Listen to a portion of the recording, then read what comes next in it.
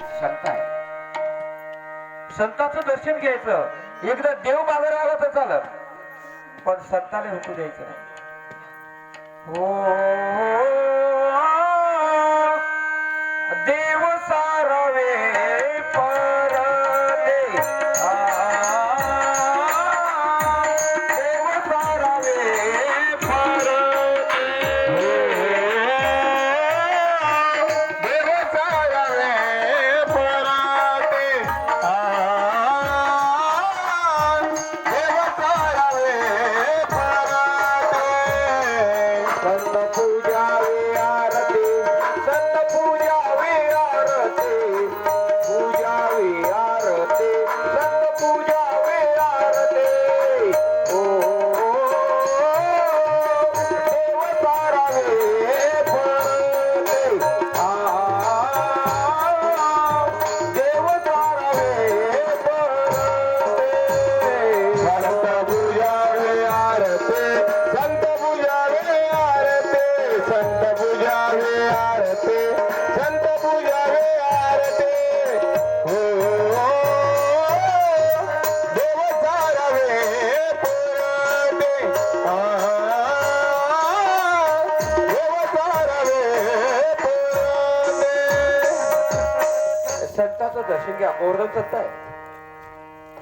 जिथं गाईचं शेण ठेवत असतात त्या शेणाची पूजा आहे.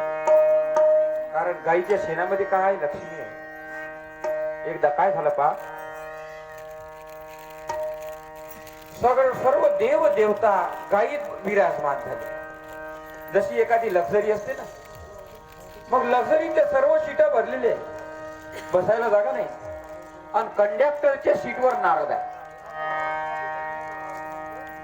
आता सर्व आपलेच पाहुणे असतात, मग कोणाला म्हणता येते का तुम्ही उठा जागा ठेवा म्हणून? म्हणता येत नाही, कारण सर्व ओळखीचे असतात. आता काय झालं, पूर्ण ती गाडी भरली, एसटी लक्झरी भरली, बसायला जागा नाही, पण दोघी जणी मागे राहिल्या होत्या. लक्ष्मी आणि गंगा या दोघी राहिल्या ना, आणि सगळे देव आले, बसले त्या गाडीमध्ये जाऊन, आणि कंडक्टरच्या सीट पायाजवळ नारदजी आहे. आणि नारदाला या दोघी जणी मध्ये आहे, नारदा आमच्या करिता जागा आहे का रे?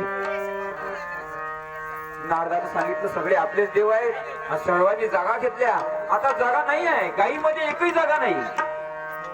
तरी नारदा पहा बाबा, जराशी तरी आम्हाला जागा दे, आम्ही उभं येऊ त्यामध्ये, गाडीमध्ये, एसटी मध्ये.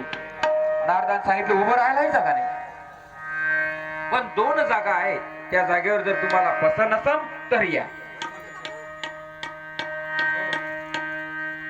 नारदाला विचारलं कोणत्या रे बाबा 2 जागा?